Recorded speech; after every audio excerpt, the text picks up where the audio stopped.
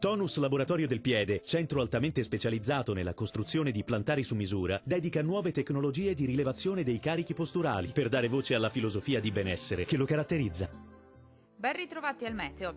Sarà una giornata all'insegna di un tempo in genere stabile sulle nostre regioni, ma vediamo il dettaglio.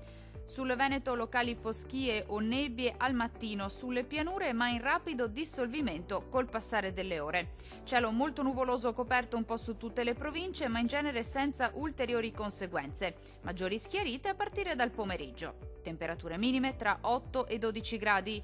Valori massimi oscillanti invece tra 15 e 18 gradi.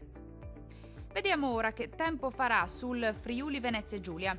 Anche in questo caso sarà possibile qualche foschia mattutina sulle vallate alpine, ma migliorerà a partire dal pomeriggio. Altrove sarà soleggiato ovunque con cielo al massimo poco nuvoloso, non sono previste precipitazioni degne di nota. Temperature minime tra 10 e 11 gradi. Valori massimi compresi invece tra 16 e 19 gradi.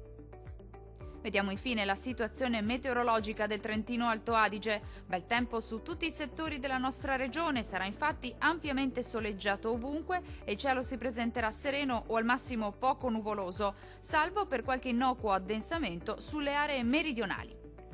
Temperature minime tra 4 e 7 gradi, massime oscillanti invece tra 17 e 18 gradi circa.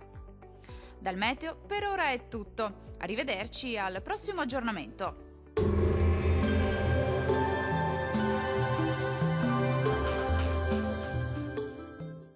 Tonus è il miglior negozio di calzature e moda comoda. Qui troverete il più vasto assortimento di calzature Fratelli Tomasi, eleganza e comodità, perché camminare è vivere.